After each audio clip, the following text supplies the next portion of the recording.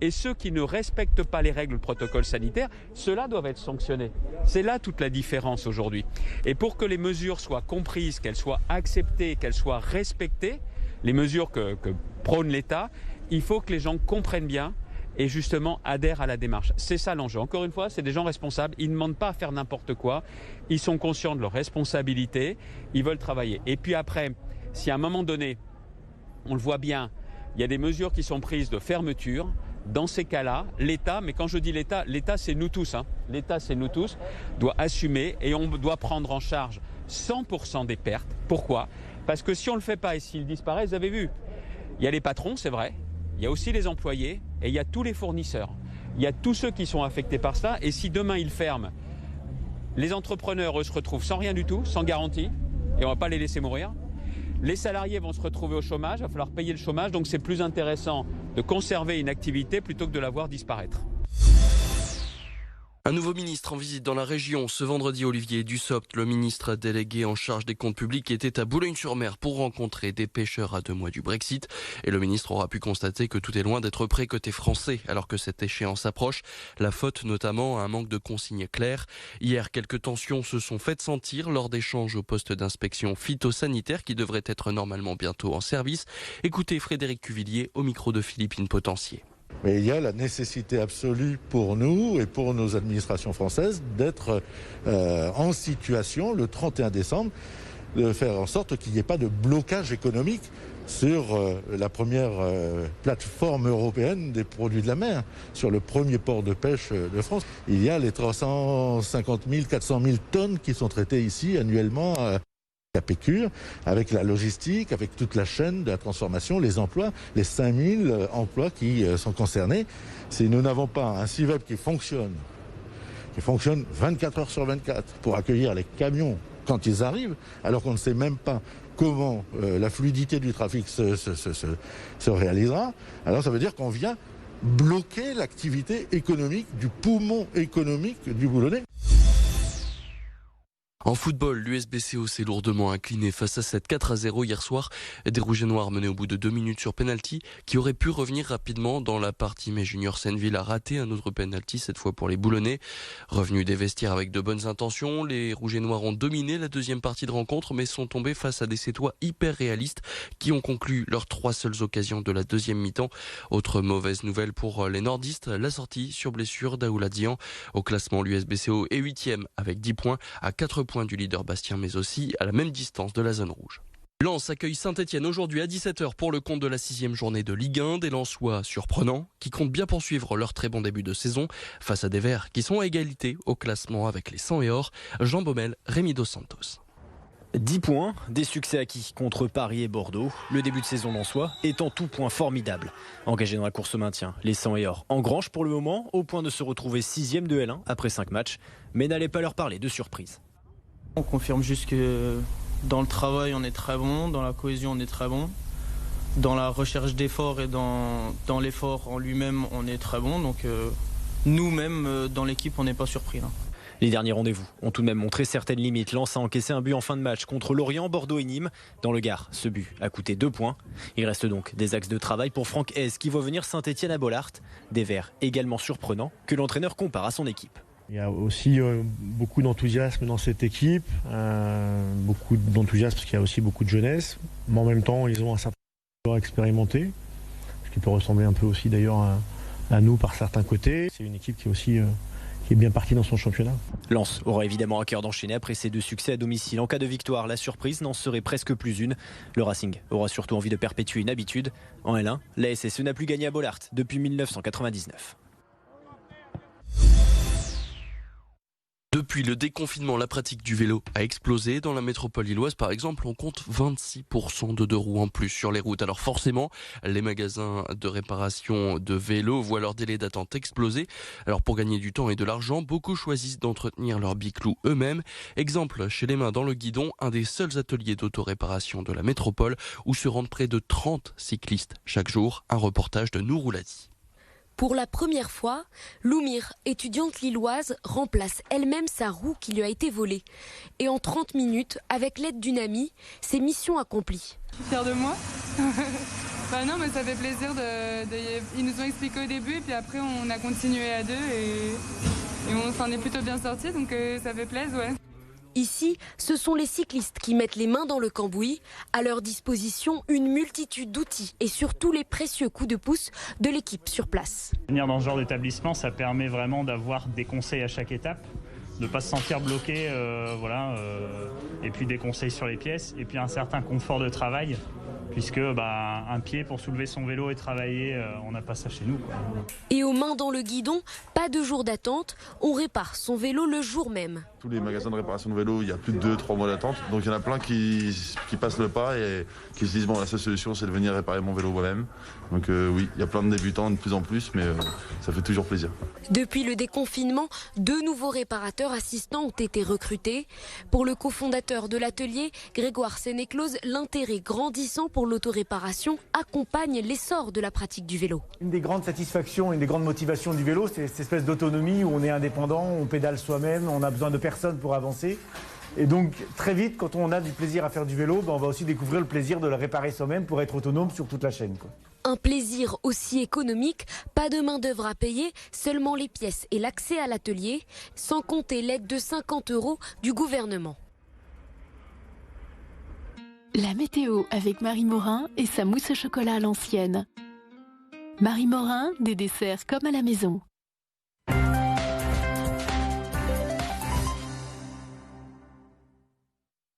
Le temps reste très perturbé encore aujourd'hui, comme d'ailleurs dans les prochains jours, avec cette dépression qui se décale quand même vers le sud, qui nous envoie toujours cette perturbation très active ce matin, avec des pluies quasiment partout, parfois d'ailleurs abondantes, mais progressivement la situation devrait se calmer cet après-midi, avec donc cette perturbation qui s'en va vers la Belgique et qui laisse la place à un ciel de traîne avec des éclaircies, des passages nuageux, quelques averses. Donc pour cet après-midi, un ciel plus serein, des températures de saison, 15 degrés en général.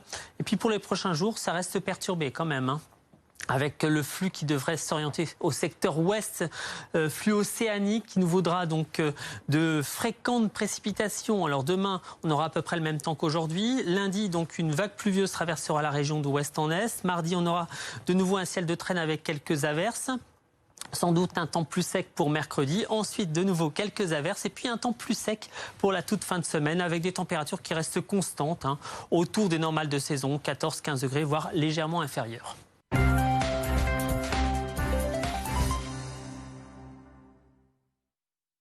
La météo avec Marie Morin et sa mousse au chocolat à l'ancienne. Marie Morin, des desserts comme à la maison.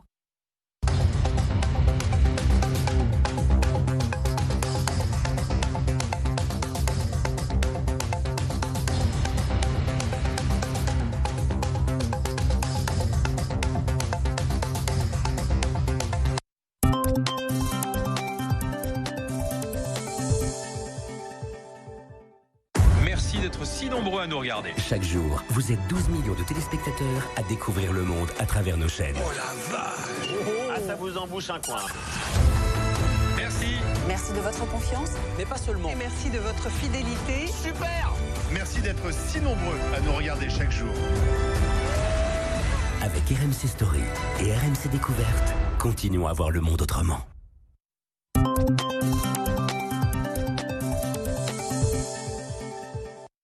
BFM Story, chaque soir, 17h, les histoires de l'actualité. Allez, c'est parti pour BFM Story. On rembobine et on refait le film. Avec des invités, témoins et acteurs. Olivier Truchot vous raconte et décrypte les grands événements de la journée. Quelle histoire, ce couac? Les histoires, les stories du jour, les visages de l'actualité. Vous avez décidé de parler ce soir. C'est dans BFM Story, 17h-19h, sur BFM TV.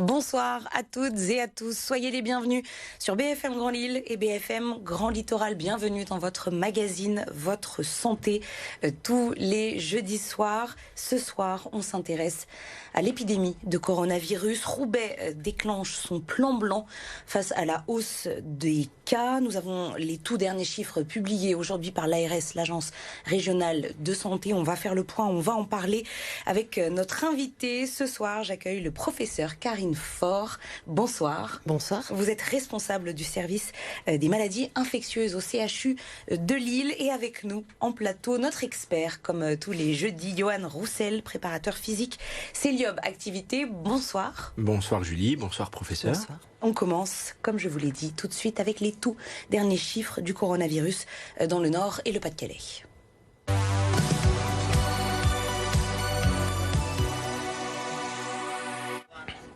Les tout derniers chiffres publiés aujourd'hui par l'ARS, l'Agence régionale de santé.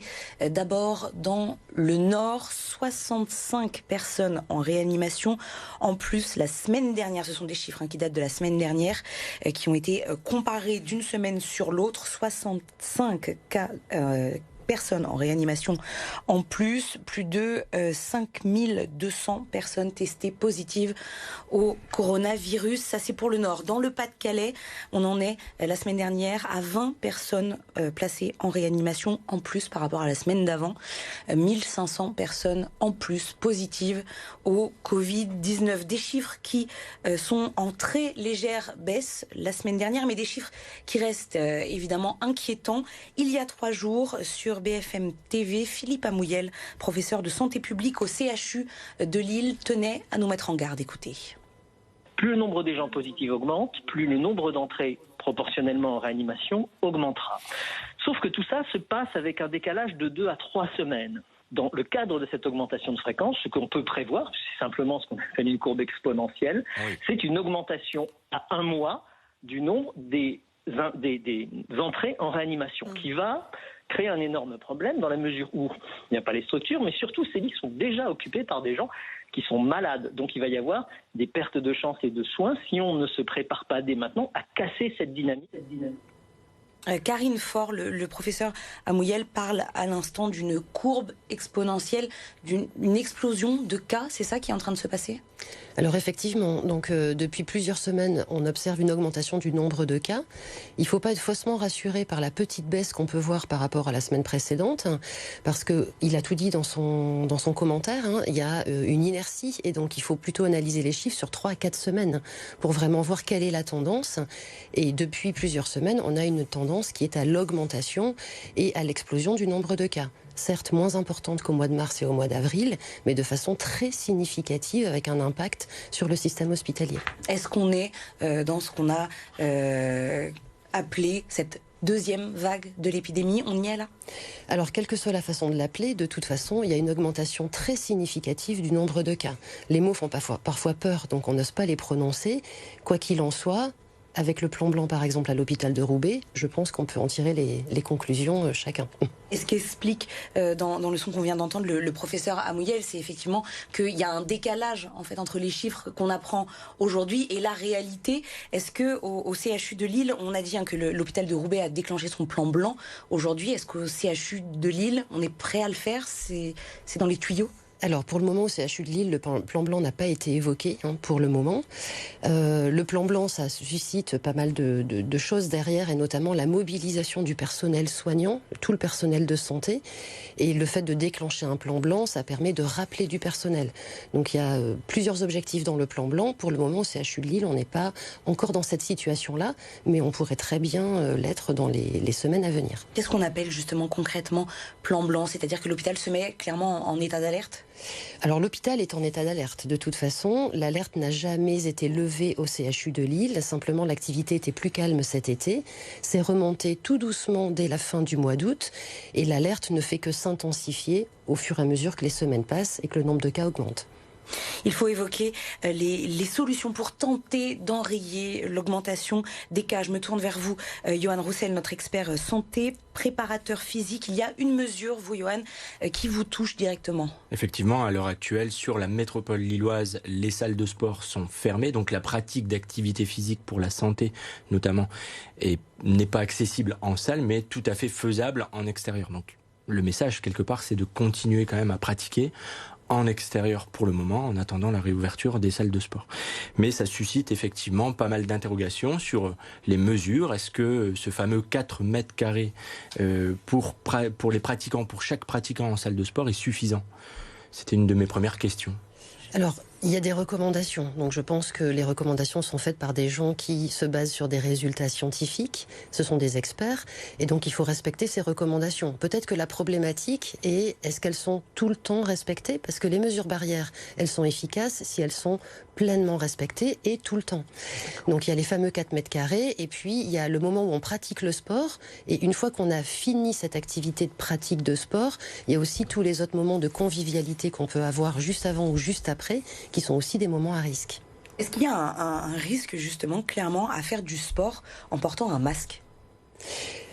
Alors, je pense qu'il y a plusieurs façons de répondre.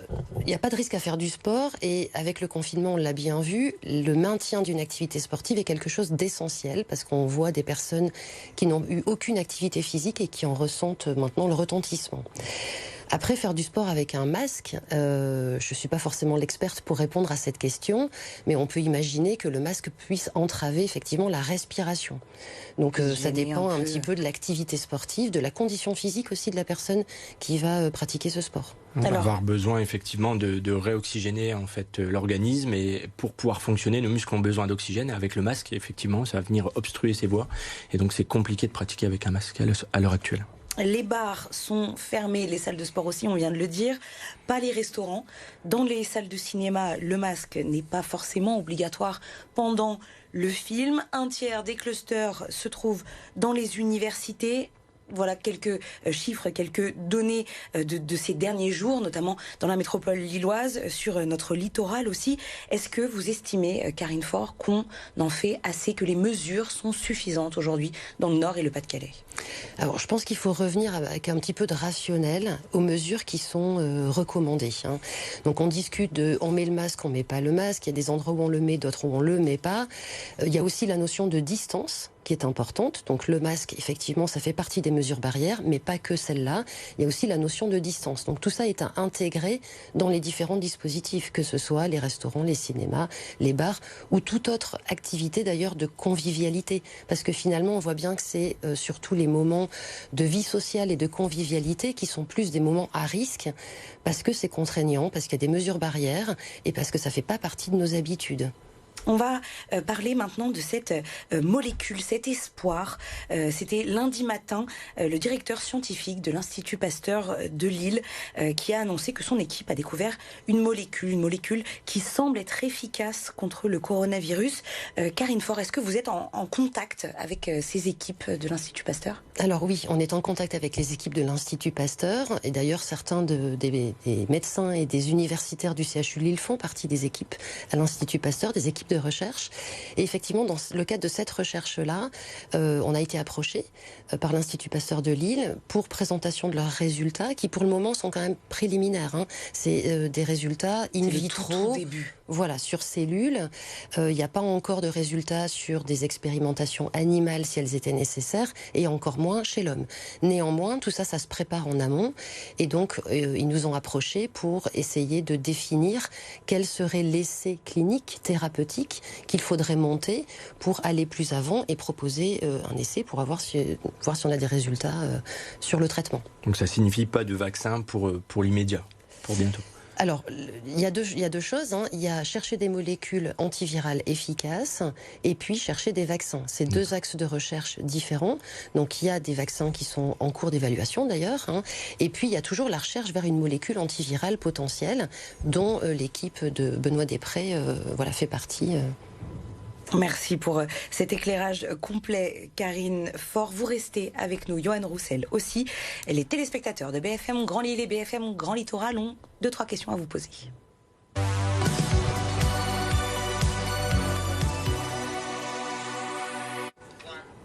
Une question de Myriam pour commencer. Myriam qui nous demande ce soir, est-ce qu'il est important, on a entendu ça dans les différents médias, cet appel cette année à se faire vacciner contre la grippe? Oui, non, pourquoi évidemment? Alors, la vaccination contre la grippe, il y a des personnes qui ont des facteurs de risque de grippe grave. Donc déjà, avec ou sans coronavirus, ces personnes-là sont appelées à se faire vacciner pour éviter une grippe grave. Les personnels de santé aussi sont invités à se faire vacciner. Et ça, c'était déjà avant le coronavirus. Cette année, il sera encore plus important de se faire vacciner, même si de base, c'est déjà très important. Parce que ça va éviter une maladie virale supplémentaire, parce que les signes, finalement, sont très proches aussi. Et puis, ça va peut-être limiter l'engorgement des systèmes de santé, notamment des hôpitaux, si on peut diminuer le nombre de grippes graves. On a une question maintenant de Laurie. Laurie qui nous pose un cas pratique et qui nous dit « Mon mari est positif au coronavirus. Moi, j'ai fait un test au bout de 3 jours. Je suis négative. Est-ce que ça veut dire que je suis à l'abri de toute contamination ?» Alors non, elle n'est pas à l'abri de toute contamination parce que tant que son mari, c'est son mari qui était malade, tant que son mari est malade, il est contagieux. Et ça pendant plusieurs jours, estimé une période de 7 jours à peu près. Donc tant qu'il est malade, il est contagieux et tant qu'elle est à son contact, elle peut être contaminée. Merci beaucoup Karine Faure, professeure responsable du service des maladies infectieuses au CHU de Lille. Merci d'avoir accepté ce soir l'invitation de BFM Grand Lille et BFM Grand Littoral. Johan Roussel, merci aussi. Merci Julie. À la semaine prochaine. Vous êtes notre expert, vous êtes préparateur physique. Céliobe Activité. Merci. On se retrouve, nous, dès demain pour notre autre magazine. Le magazine du vendredi, c'est Top Sortie. Et on recevra demain le directeur général du Colisée de Roubaix, Bertrand Millet.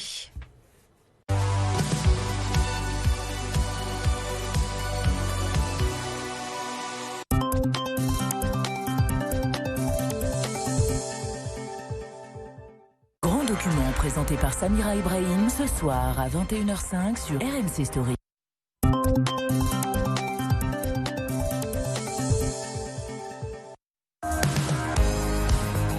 Bonsoir à toutes et à tous, je suis très heureux de vous retrouver pour ce 22h max. 22h, Maxime Switek sur BFM TV. Ensemble, évidemment, jusqu'à minuit avec toute l'équipe. Pour prolonger une journée d'infos avec les invités qui ont fait l'événement. L'actu, c'est dense, c'est chargé. Une première réaction, elle est en direct avec nous. C'est un procès aussi pour la liberté.